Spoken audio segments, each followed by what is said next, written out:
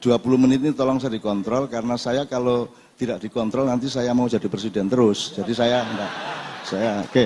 Yang pertama. Jadi saya akan kasih pertanyaan, bukan saya kasih jawaban. Orang yang mampu menjawab hidup adalah orang yang bisa menemukan pertanyaan-pertanyaan, kan begitu. Yang pertama gini, bagaimana menjelaskan bahwa Tuhan bikin tidak hanya surga tapi juga neraka. Ya. Itu adalah konsep perdamaian. Tuhan berdamai enggak sama penghuni neraka? Menurut Anda, iblis itu musuhnya Muhammad apa anak buahnya Muhammad? Kalau musuhnya, dia tidak mungkin buka strateginya, karena dia memang musuh manusia, dia tidak mungkin mau dipanggil oleh pemimpinnya manusia, tapi kalau dia sahabatnya, kok fungsinya bertentangan dengan Muhammad? Jadi bagaimana menjelaskannya dalam konsep peradaban perdamaian? Itu saya tanya pada Pak Rektor, yang saya tanya karena pasti tidak ada kesempatan untuk menjawab. Jadi biarkan dia membawa itu pulang. Ketiga, saya tanya, para identitas kita bingung kok. Jibril Muslim bukan? Gunung Muslim apa bukan? Bingung juga kita. Jadi aku ikut guyu tenan dalam dunia ini, janjane piye to kowe iki lele. Loh. Oke. Aduh, saya menghindar untuk menjelaskan.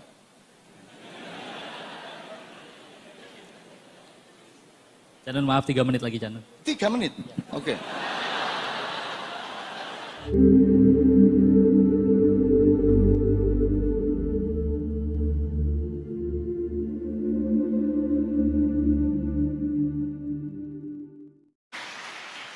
Kalau saya bilang Assalamualaikum, sebenarnya ada kandungan kecurigaan bahwa Anda tidak berdamai sama saya.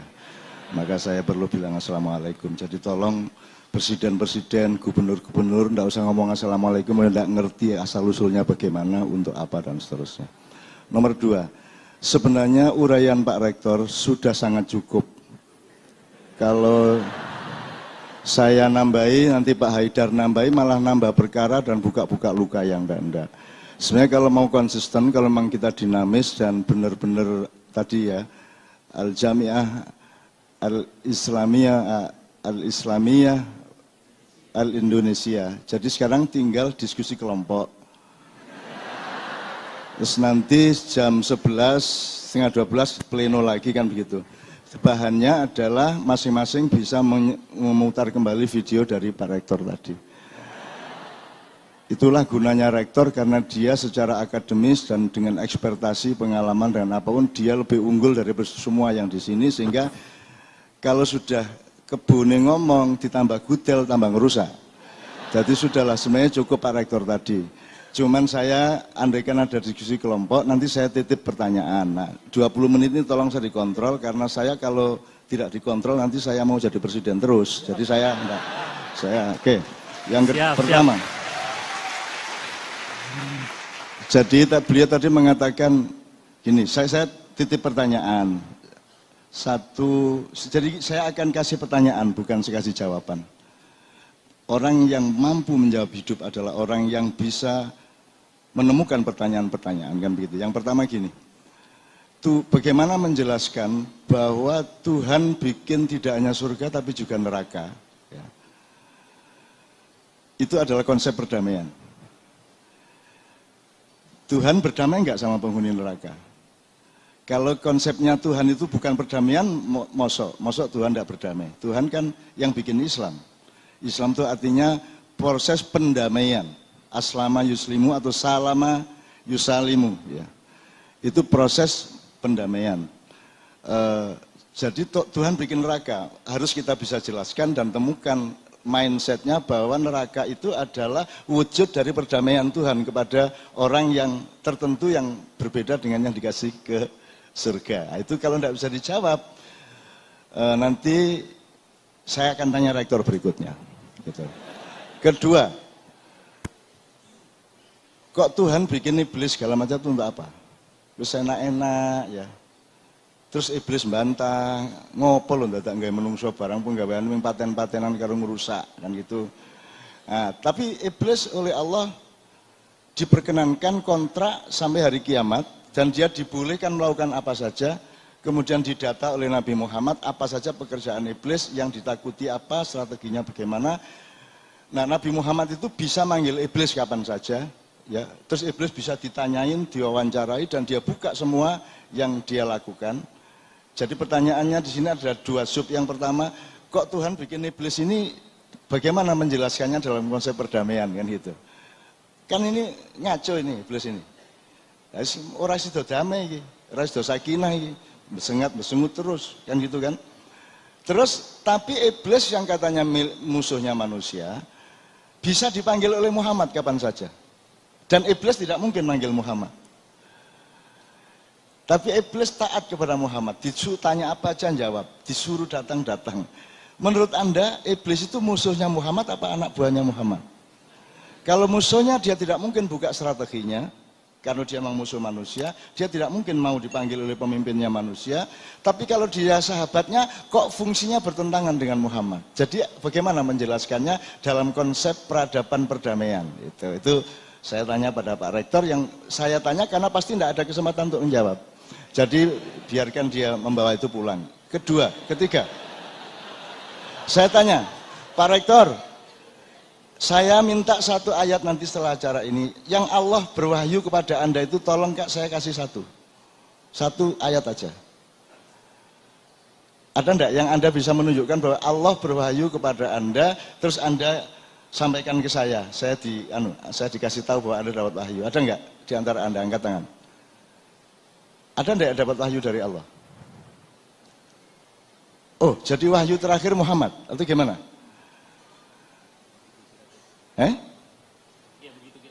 Oh begitu. Oh jadi tidak ada yang dapat wahyu. Oh gimana ini Anda ini? Oh jadi Anda tidak pernah ada kontak langsung sama Allah. Tidak ada yang dapat wahyu. Itu baca di Al-Quran. Ya ayuhan nas, kamu manusia bukan? Wahai manusia loh, kowe atau kui? Langsung enggak itu Allah berwahyunya? Kenapa kamu serahkan ke majelis tarjih, majelis tanwir, basul masail, ulama-ulama? Wong kamu punya kontak langsung sama Allah dan Allah menyebut dirimu, ya ayuhan nas, ya ayyuhalladzina amanu, kan itu kamu. Wah, saya radikal. Kenapa saya radikal? Saya radikal karena saya menyesuaikan diri dengan tempat yang saya datangi.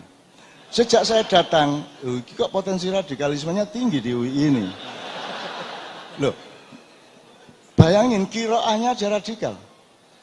Kan yang namanya nyanyi mas, lagu itu kan ada evolusi, ada gradasi. A'udzubillahi minasyaitonirrajim, itu ya. Bismillahirrahmanirrahim. Pelan-pelan. Alif lam mim. Terus naik dikit. Dzalikal kitabu la raiba fihi hudal lil muttaqin. Naik dikit lagi. Alladzina yu'minuna bil ghaib. Iki gak. Alhamdulillah misalnya. Bismillah. Aduh mati aku. Aduh. Radikal. Kiroahnya aja radikal. Mas, Allah aja yang bisa bikin alam semesta cespleng, ndak pakai tahap. Allah aja bertahap. Dia ngakunya 6 hari, padahal juga ndak 6 hari sebenarnya. Allah kun fayakun, jadi udah. Itu aja Allah kompromi supaya mengajari kita hidup dalam evolusi dan ritme yang tertata. Makanya Allah bikin 6 hari. Ini makanya kalau qiraah itu bertahap. Ya, Anda tadi jiwanya jiwa sprint, strategi hidupmu strategi hidup sprint. Belum wes wet gitu kan. Yang kau entuk 50 meter wes ngene kan, gleyer kan. Anak-anakku, kaum milenial, kaumun akhir, yang Allah sudah menciptakanmu karena bapak-bapakmu itu harusnya mengerjakan yang dia tidak kerjakan, dan dia mengerjakan yang harusnya dia tidak kerjakan, maka engkau dilahirkan oleh Allah di surat Al-Maidah nomor 54. Engkaulah itu orang-orang yang dilahirkan oleh Allah, generasi baru yang sekarang menyebut dirinya milenial, orang-orang yang dicintai Allah dan orang-orang yang mencintai Allah. Maka engkau akan terbimbing. Anda jangan pusing terhadap Pilpres bulan April karena itu urusan Pac-Man. Itu badok-badokan mangan iki kan gitu. Itu urusan jangka pendek yang tidak penting-penting amat. Anak milenial harus berpikir faltandur nafsum ma qaddamat lighad dengan skala yang agak lebih panjang. Nanti 2024 harus ada permainan baru, tidak hanya Pac-Man saja. Anda lihat usia presiden yang sekarang, kalau dia tidak jadi, dia susah nanti 24. Kalau yang sekarang mau ingin jadi presiden 2024, dia sudah ketuaan, sudah terlalu tua untuk menyalon lagi 2024. Sehingga nanti ada semacam potensi chaos yang serius, maka Anda tidak boleh berpikir mengenai, tidak boleh menuhankan Pilpres ini sebagai sesuatu yang utama.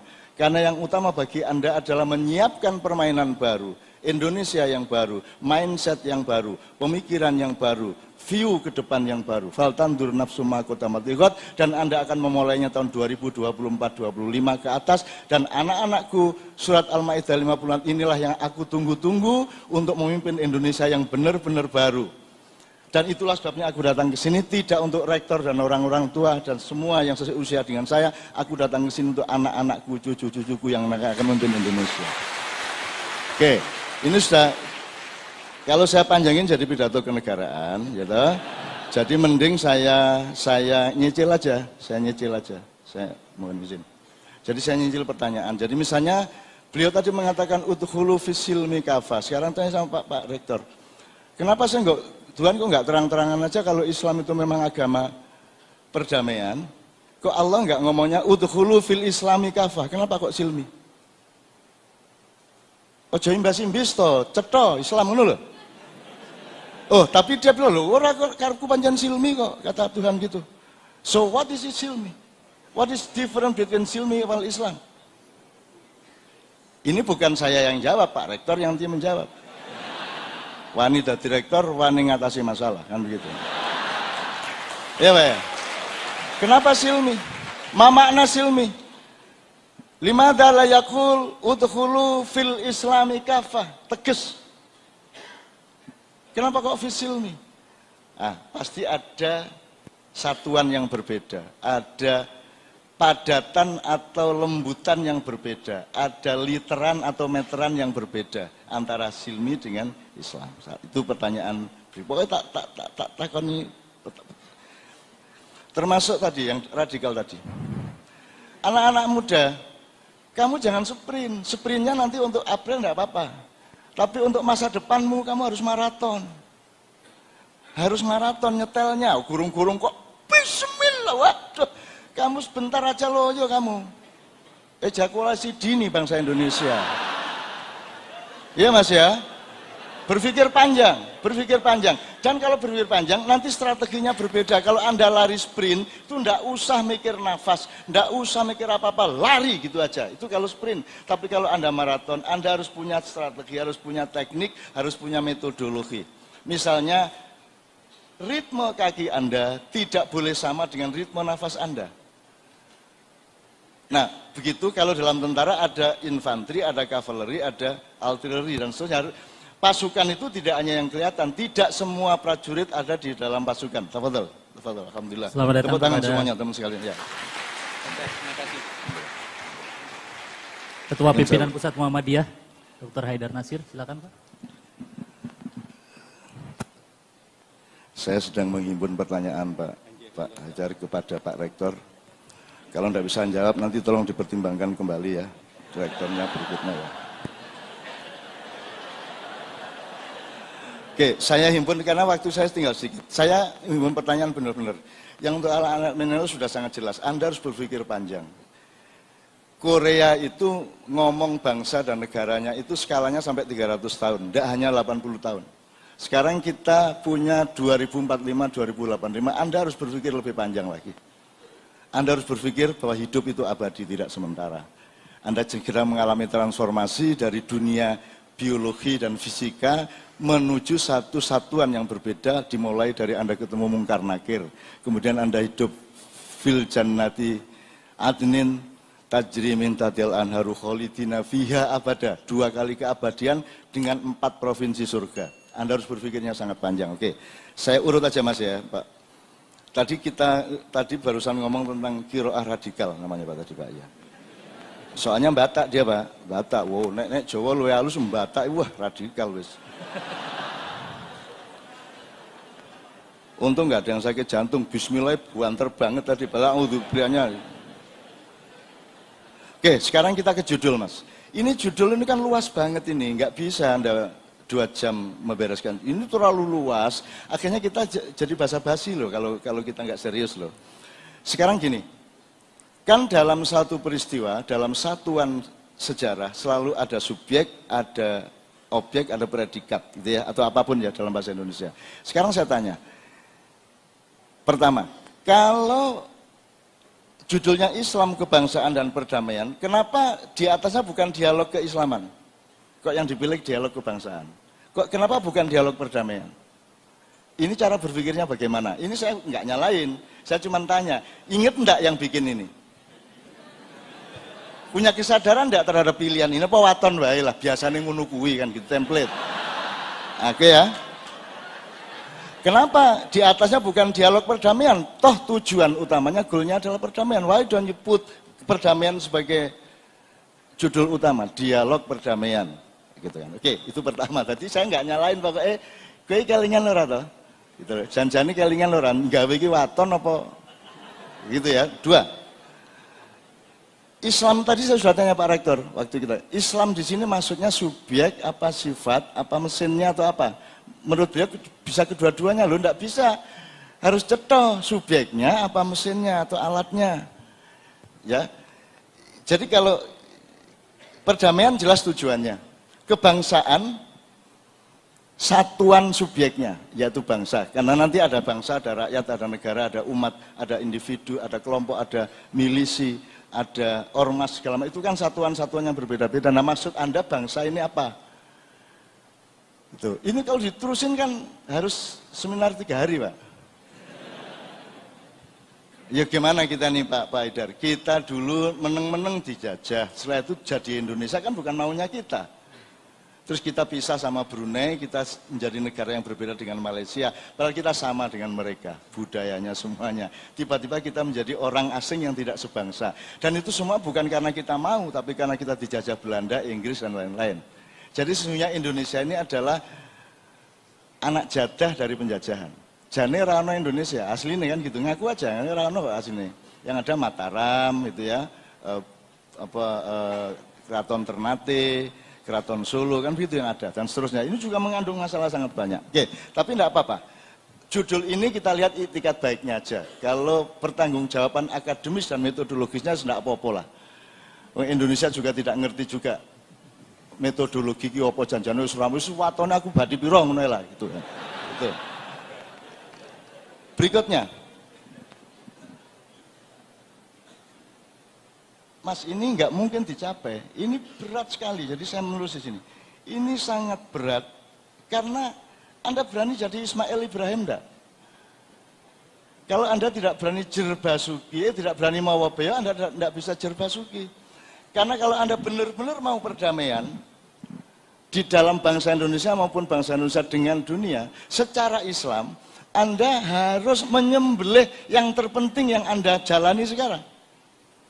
Karena sekarang bukan Islam yang bekerja di dunia, meskipun identitas orang Islam makin banyak, tapi yang bekerja, thorikohnya, syariatnya, sabilnya, sirotnya, bukan Islam.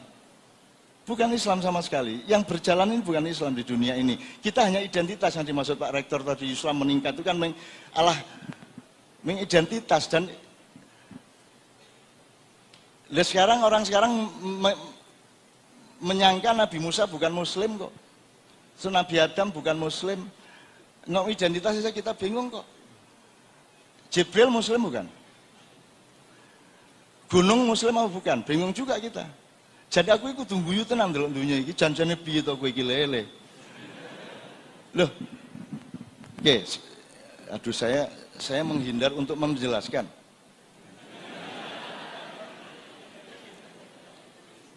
Canon, maaf 3 menit lagi, Canon. 3 menit? Oke. Gini. Bisa gini. Anda ngomong Sekarang di Quran itu ada metodologi, ada outline yang Allah ngasih jalan. Jalannya itu ada 4. 1 sabilillah, 2 syariatullah, 3 thariqatullah, 4 sirat al-mustaqim. What is the difference between these 4? Kue nek sabilillah kue anu Pak, itu sekarang yang punya TKI di Korea. Kue ndek visa orang kene, orang duwe lah kok piye iso lah visa bilillah kan itu. Nah, itu namanya sabilillah. Visa bilillah gitu. Nah, teman-teman sekalian, Pak Rektor suatu hari harus menjelaskan kenapa kalau pas urusan ini sabil yang dipakai, kenapa pas urusan ini syariat. Ente bener, kok di Jakarta sekarang orang ngomong syar'i itu bener kok.